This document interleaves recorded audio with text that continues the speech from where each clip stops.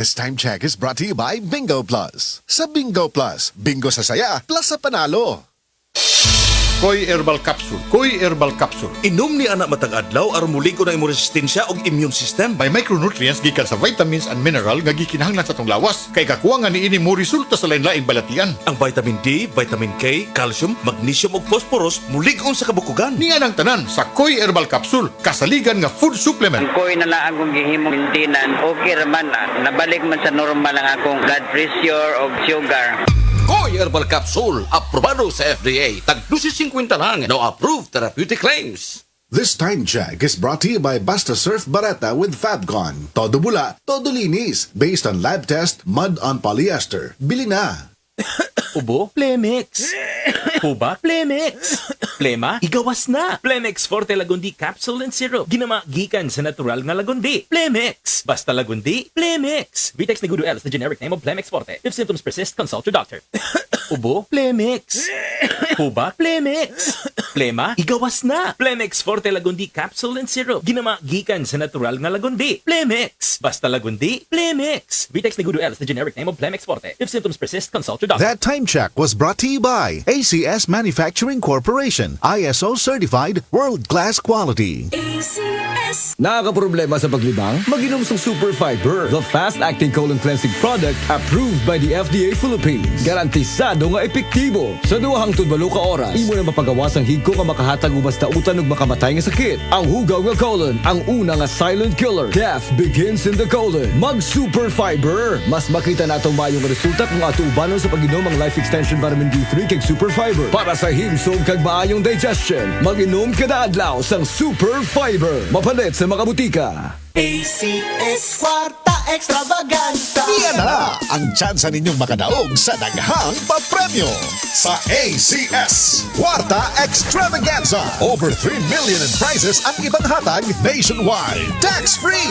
Kada simana, sugod Septembre, doon ay kayong makadaog sa cash ug gift packs gikan sa ACS Manufacturing Corporation ug sa RMN ug IFM stations nationwide. Aron makaapil, isulat lang sa usa ka limpyo nga papel ang inyong pangalan, address, contact number ug pirmahan. Inubanan sa proof of purchase gikan sa Pride Detergent, Star Wax Floor Wax, White Rose Kojic and Papaya Soap, Charm Fabric Conditioner, Shield Bath Soap, Smart Dishwashing Liquid and Paste ug Unique Toothpaste. Isukip kini sa usa ka puti nga envelope. Isuwat sa gawas ang promo title ACS Kwarta Extravaganza. Ang pangalan sa produktong gigamit, ang promo week ug RMN o IFM station nga inyong salbutan. Mas daghang entries ang ipadala, mas dagko ang higayon nga makataog. Deadline for submission of weekly entries is every Friday, 5 p.m. of the promo week.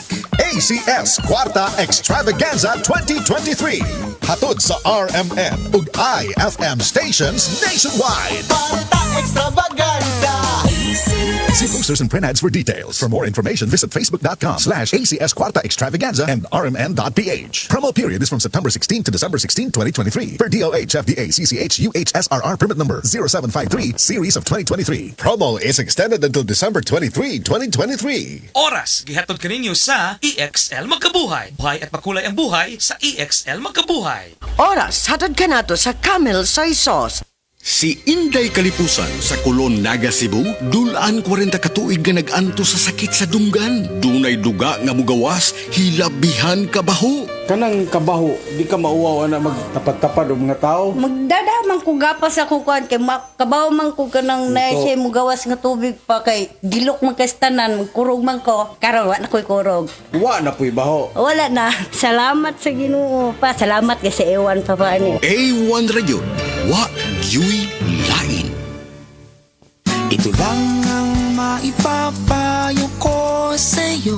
Pagdating sa kalusugan ay di mapapano kahit panahon ay pabago-bago. Alagay protektado sa Thunderbird Electrogen D+. May mataas na level ng electrolytes. May dextrose, multivitamins at glycine. Kombinasyong tumutulong sa pagdepensa sa stress, pagod at sakit. Umaraw, okay lang. Thunderbird Electrogen D+. Depensa sa anumang panahon. Ang malinis na balat ay walang pimples, blackheads at whiteheads. Lalabas ang natural mong ganda kung malinis ang ating skin pores sa mukha. At kung paglilinis lang ng balat ang pinag-uusapan, Celebrity Kojic Soap na ang gamitin. Celebrity Kojic Soap, isang sabon na pampaganda na mula sa SED Marketing. Napatunayan sa bansang Japan na ang Kojic ay mainam sa ating mga balat. Tutulong ito para sa ating mas radiant, blemish-free at pimple-free na skin. Kaya mag-Celebrity Kojic Soap na. Kutis na parang sa artista, nakagaganda pa. Celebrity Kojic Soap, isang produkto ito ng SED Marketing. Daghan kayong order sa lechonan, maunang kinahanglan, mas paspas. Kung sa sakit, kinahanglan ng tambal nga mas paspas pud sama nato. Rexidol Forte, mas paspas sa labad sa ulo, pamaol, hilanat o bughat. Kontra sa daghang klaseng sakit, champion ang bistak. Rexidol Forte, mas paspas banat, sopa. Faster versus paracetamol in as fast as 30 minutes. Unilab yan. Paracetamol caffeine is the generic name of Rexidol Forte. If symptoms persist, consult your doctor. Mas paspas banat sa upat. Mas paspas dili lang sa labad sa ulo. Hastasad sa pamaol, hilanat o bughat. Ang high blood pressure posible nga tungod sa stress ug pag-abuso sa lawas atong paminawon ang nakabangan sa Paragis Bila-Bila Coffee. Sukad ko nakagamit sa Paragis Bila-Bila Herbal Coffee, hindi na ko nakita nagsugod og ka baba ang akong blood pressure. So hangtod karon di ko mapawala sa Paragis Bila-Bila Herbal Coffee kay kini siya maoy nakapababa gid sa kuang high blood pressure. Ako di ay si Ed Curasa, station manager sa Radyo Bayugan. Sa Paragis Bila-Bila, dili na ka mag-agwanta pa. Ako si Radyoman Buin Algono. Kining balita hatod kanato sa Paragis Bila-Bila Herbal Coffee. Ani ana ang pinakabag-ong nga klase sa kape nga gisiguro ang saktong timplada, makahatag og kaayuhan sa kalawasan. Mao kini ang Paragis Bila-Bila Herbal Coffee. Makahatag og usa ka tasa nga lami nga way sama. Kinutaw nga pag-amping sa kalawasan nga makigpatok sa balatian. O karon sa ato ang balita. Duha ka mga gikatahapang pushers ang napatay sa kapulisan. Human gikatahong naking pinusilay sa mga pulis. Niadtong Lunes sa gabi, ang kapulisan ni pahigayon og buy-bust operation sa Barangay 84, Manlurip, San Jose sa Tacloban City. Aron dakon ang target nga sila si Edelberto Imaas Nalda ug Michael Palomo Agner. Apa nakabantay ang mga suspek og namusil ngadto sa mga pulis. Nibaos og pusil ang mga pulis ug wa si piyata silhang bala ang mga suspek. Dagtong balita hatod kanato sa Paragis Bila-Bila Herbal Coffee. Puno sa mga sangkap sa herbal nga tinuod nga makatabang, gi-estudyuhan ug napamatunan. Basta kape nga klaro, dinhi na kita sa sigurado. Lami ana, makatabang pa. Paragis Bila-Bila Herbal Coffee. Gama sa GFMQ Marketing. Sa Paragis Bila-Bila, di na ka mag-agwanta pa. Mapalit sa Diding's Pharmacy sa Manalili Street, Cebu City. Best Way Pharmacy sa Mandawi City. Healthy Way Pharmacy, GV Butika sa Cebu, Mandawi, Liloan ug Usmeña Boulevard. Mapalit usab sa GY Pharmacy sa 32 Usmeña Building, Usmeña Boulevard, Cebu City. Ako si Radyoman Buin Algono. Tatak RMN.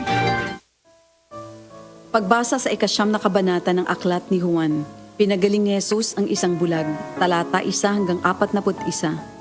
Sa paglalakad ni Jesus, nakita niya ang isang lalaking ipinanganak na bulag. Tinanong siya ng kanyang mga alagad, Guro, sino po ang nagkasala at ipinanganak na bulag ang lalaking ito? Siya ba o ang kanyang mga magulang? Sumagot si Jesus, ipinanganak siyang bulag hindi dahil sa nagkasala siya o ang kanyang mga magulang, kundi upang mahayag ang kapangyarihan ng Diyos sa pamamagitan niya. Kailangan gawin natin ang mga ipinapagawa ng nagsugo sa akin habang maaga pa.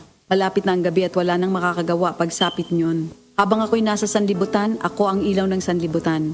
Pagkasabi nito, dumura si Jesus sa lupa at gumawa ng putik. Pagkatapos ipinahid niya ito sa mata ng bulag.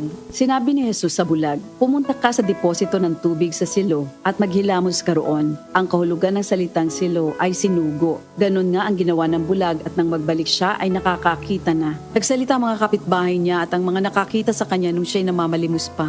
Hindi ba niya ng pulubing bulag? Sumagot ang ilan. Yan nga, sabi naman ng iba. Hindi, kamukha lang. Kaya't nagsalita pa ang dating bulag. Ako nga po yun. Paano ka nakakita? Tanong nila. Sumagot siya. Ang lalaking tinatawag na Jesus ay gumawa ng putik at ipinahid yon sa aking mga mata. Pagkatapos sinabi niya sa akin, pumunta ka sa silo at maghilamos. Pumunta nga ako doon at naghilamos at nakakita na ako. Nasaan siya? Tanong nila sa kanya. Hindi ko alam, sagot niya. Dinala ng mga tao sa mga pariseyo ang dating bulag dahil araw ng pamamahinga ng gumawa si Jesus ng putik at nang pinagaling niya ang bulag. Tinanong din siya ng mga pariseyo kung paano siya nakakita kaya sinabi niya sa kanila, "Pinahiran niya ako ng putik sa aking mga mata. Ako'y pinaghilamos at ngayon nakakakita na ako." Ang sabi ng ilang pariseyo, hindi maaaring mula sa Diyos ang taong yon sapagkat hindi niya ipinapangili ng araw ng pamamahinga. Ngunit sinabi naman ng iba, paano makakagawa ng ganitong mga himala ang isang makasalanan? At hindi sila magkaisa. Kaya tinanong nilang muli ang dating bulag, "At ikaw, ano naman ang masasabi mo tungkol sa kanya? Dahil pinagaling niya ang iyong mga mata." "Isa siyang propeta," sagot niya. Ayaw maniwala ng mga Hudyo na siya'y talagang dating bulag kaya't ipinatawag nila ang kanyang mga magulang. "Anak nga ba ninyo ito? Talaga bang siya ipinanganak na bulag? Bakit nakakakita na siya ngayon?" tanong nila. Sumagot ang kanyang mga magulang, "Anak nga namin siya at siya ipinanganak ngang bulag. Ngunit hindi po namin alam kung bakit nakakakita na siya ngayon o kung sino ang nagpagaling sa kanya. Siya na po ang tanungin nyo. May sapat na gulang siya at nakakapagsalita na para sa kanyang sarili." Ganon nga ang sinabi ng kanyang mga magulang dahil takot sila sa mga Hudyo. Alam nilang pinagkakaisa ng mga Hudyo na itiwalag sa sinagoga ang sino mang magpahayag na si Jesus ang Kristo. Ito ang dahilan kung bakit sinabi ng kanyang mga magulang siya'y nasa tamang gulang na, siya ang tanungin nyo. Muli nilang ipinatawag ang dating bulag at sinabi sa kanya, "Sa pangalan ng Diyos, magsabi ka ng totoo. Alam naming ang taong yon ay makasalanan." Sumagot siya, "Hindi ko po alam kung siya'y masamang tao o hindi. Isang bagay po ang alam ko. Ako'y dating bulag, subalit ngayon ay nakakakita na." "Anong ginawa niya sa'yo? Paano niya pinagaling ang inyong mga mata?" tanong nila. Sumagot siya, "Sinabi ko na po sa inyo at ayaw naman ninyo akong paniwalaan. Bakit gusto ninyong marinig muli? Nais ba ninyong maging alagad din niya?" At siya kanilang minura. "Ikaw ay alagad niya, ngunit kami mga alagad ni Moises. Nalalaman naming nagsalita ang Diyos kay Moises, ngunit ang taong yon hindi namin alam kung saan siya nanggaling." Sumagot ang lalaki, "Yan nga po ang nakakapagtaka. Hindi nyo alam kung saan siya nanggaling. Gayon pa man, pinagaling niya ang aking mga mata. Alam nating hindi pinapakinggan ng Diyos ang mga makasalanan, ngunit pinapakinggan niya ang mga tunay na sumasamba sa Kanya at sumusunod sa Kanyang kalooban. Noon pa man ay walang makapagpagaling ng mata ng taong ipinanganak na bulag. Wala pong magagawa ang taong yon kung siya hindi mula sa Diyos." Sumagot sila, "Ipinanganak ang makasalanan at ngayon nais mo pa kaming turuan?"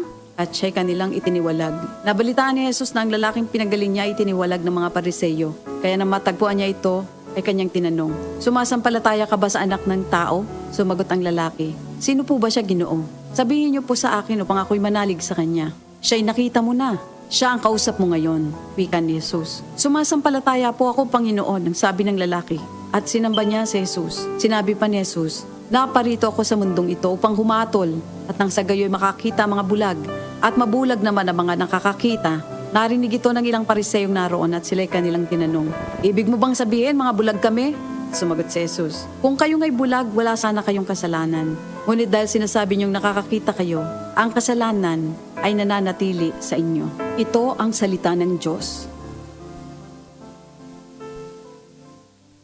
Kining orasa, dalit ka nato sa A1. Sa A1, mga testimonya dili scripted, dili binayran, tinuod nga kasinatian. Ang takna ato karato sa atong bag-ong construction partner, Century Peak Cement, Cementodo para sa Pilipino. Kini nga balita agihatod kadinyo sa Plemex. Pag may ubo o hika, mag-Plemex agad. Basta lagundi, Plemex. Camel, sukang puti, sasuan mo palami. Camel, sukang puti, maunag yun imong mapili. Camel, sukang puti, sasuan mo palami. Camel, sukang puti, ani-ana ang sekreto, ang sekreto. Ako si Floremy Bayer, businesswoman. I currently own an aesthetic and wellness center here in Davao City. Bisag kadako na ang business, hands-on gihapon ko to make sure nga high quality ang among services. To pursue this, I make sure to eat healthy foods and do regular exercise. Kauban sab nako ang tunay, natural ug original nga MX3 capsule. Diri ko believe MX3 motivates me to turn my passion into action. Mahalagang paalala, ang MX3 capsule ay hindi gamot at hindi dapat gamiting panggamot sa anumang uri ng sakit. Gulya t-shirt! Happy Mart! Blouses! Happy Mart! Underwear! Happy Mart! Sapot sa kabataan! Happy Mart! Pantalon! Happy Mart! HAPPY MERT! Happy Tanong ni Kuya Kim, anong hanap ng biyahero sa baboy? Tingin pa lang, malaman. Certified Guapig. Pag kinurot, siksik, lusog. Certified Guapig. Mabigat ang timbang. Certified Guapig. Kasi laking Pigro na. Kagapay for more than 30 Pigro Lucky years. Ito lang ang may Pigro Builders. Husog sa nutrients. Tingin to timbang, certified Guapig. Noon hanggang ngayon, lamang ka sa malaman. Pigrolac. Mga higala, may ngadlaw ka natong tanan! Kini si Kuya Gulyat ninyong adunay na ilhan nga lamian kaayong tabliya, ang Don Pepe Tabliya. Sa kaumot ng kalami, walay mudili, sa Don Pepe nga tabliya, kini mao'y paborito. Mag Don Pepe. Don Pepe Tabliya!